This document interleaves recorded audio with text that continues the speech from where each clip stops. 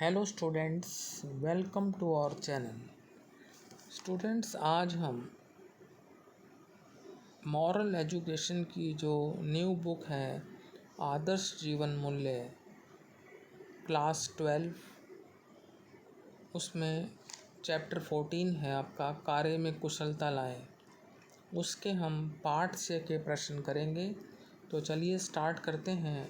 Class 12 आदर्श जीवन मूल्य जो आपकी बुक है उसमें चैप्टर 14 कार्य में कुशलता लाएं के क्वेश्चन आंसर्स।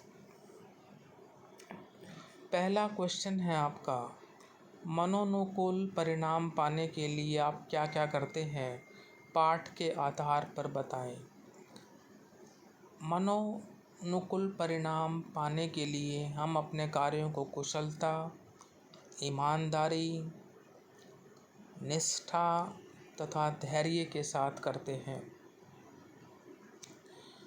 मनोनुकूल परिणाम मीन्स जो मन के अनुसार या इच्छा के अनुसार जो परिणाम अगर आप पाना चाहते हैं तो आप उसके लिए क्या क्या करते हैं, ये आपको पाठ के आधार पर बताना है। तो जो आप करते हैं उसमें सबसे पहले है कुशलता,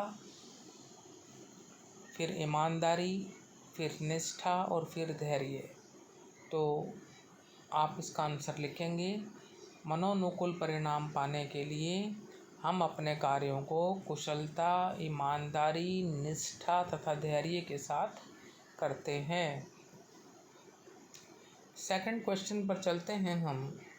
एकाग्रचित्त व्यक्ति जीवन में किस प्रकार सफलता प्राप्त करता है, उदाहरण दें। एकाग्रचित्त मीन्स जिसका ध्यान एक तरफ हो, बिल्कुल एकाग्रचित हो, वो व्यक्ति जीवन में किस प्रकार सफलता प्राप्त करता है उसका उदाहरण देने हैं। तो ऐसे एकाग्रचित व्यक्ति को जीवन में सफलता कैसे मिलती है ये हमें बताना है। तो एकाग्रचित व्यक्ति जीवन में आशातीत सफलता प्राप्त करता है। जो एकाग्रचित व्यक्ति होता है वो जीवन में आशा के अनुसार सफलता प्राप्त करता है। इस संदर्भ में हम स्वामी विवेकानंद जी का उदाहरण दे सकते हैं, जिन्होंने देश विदेश में न जाने कितनी विपरीत परिस्थितियों में अपनी एकाग्रता, संयम, धैर्य से निर्भय होकर सफलता प्राप्त की। उनके इसी आत्मविश्वास के कारण समूचे विश्व में उस समय भारत का सम्मान बढ़ा। तो जो एकाग्रचित व्यक्ति होता है उसको जीवन में आशा के अनुसार सफलता मिलती है। स्वामी विवेकानंद जी का यहाँ पर उदाहरण है। उन्होंने देश विदेश में विपरीत परिस्थितियों में भी एकाग्रता, संयम और धैर्य से काम लेकर सफलता प्राप्त की। उनके इसी आत्मविश्वास की वजह से सारे विश्व में उस समय भारत का मान सम्मान बढ़ा। थर्ड क्वेश्चन पर चलते हैं हम।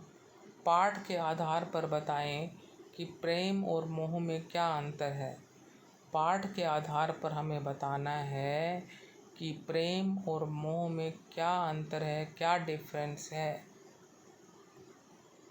पाठ में गीता के आधार पर प्रेम और मोह में अंतर बताया गया है।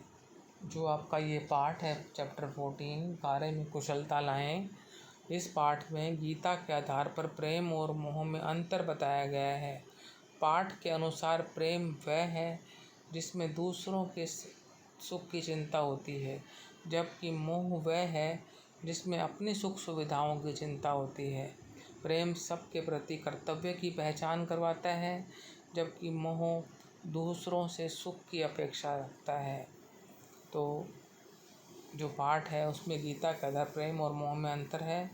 पाठ के अनुसार प्रेम वह है जिसमें दूसरे के सुख की चिंता होती है, कि प्रेम में ये होगा कि दूसरा जो सुखी रहे, जबकि मोह वह है जिसमें अपनी सुख सुविधाओं की चिंता होती है कि हमें वो सुख सुविधाएं मिलें।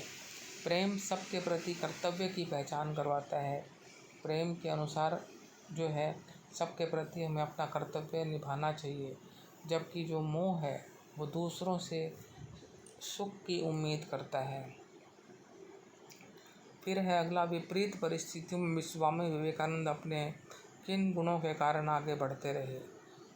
स्वामी विवेकानंद जी को विपरीत परिस्थितियों का सामना करना पड़ा, लेकिन विपरीत परिस्थितियों में भी वे अपने किन गुणों के कारण आगे बढ़ते रहे?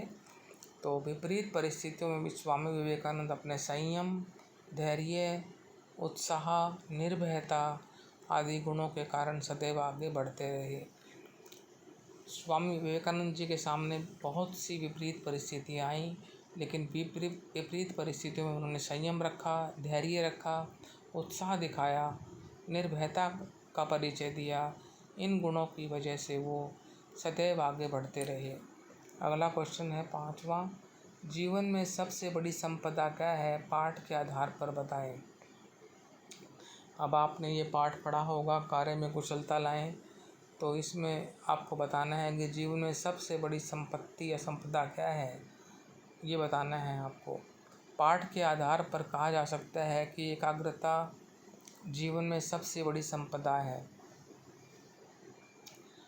पाठ पढ़ने पर हमें यही पता लगता है कि एकाग्रता जो है होना बहुत आवश्यक है और यही जीवन में सबसे बड़ी संपदा है। जीवन में एकाग्रता बनाना बहुत कठिन काम होता है। जो हम जीवन व्यतीत करते हैं उसमें एकाग्रता रखना बहुत मुश्किल काम है और उससे भी कठिन कार्य एक बार एकाग्रता बिगड़ जाने पर अपने को पुनः एकाग्रता की अवस्था में लाना होता है।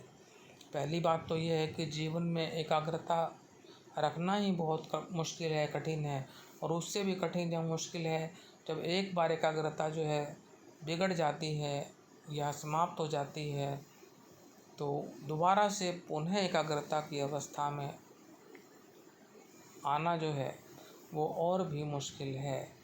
तो जीवन में एकाग्रता बनाना बहुत कठिन काम होता है और उससे भी कठिन कार्य एक बार एकाग्रता बिगड़ जाने पर अपने को पुनः एकाग्रता की अवस्था में लाना होता है। तो स्टूडेंट्स, आज चैप्टर 14 कार्य में कुशलता लाएं कि हमने पाठ से के प्रश्न किए। यदि आपको ये क्वेश्चन अच्छे लगे हैं, समझ में आए हैं, तो इस वीडियो को लाइक करें, शेयर करें, चैनल को सब्सक्राइब करें। Thank you.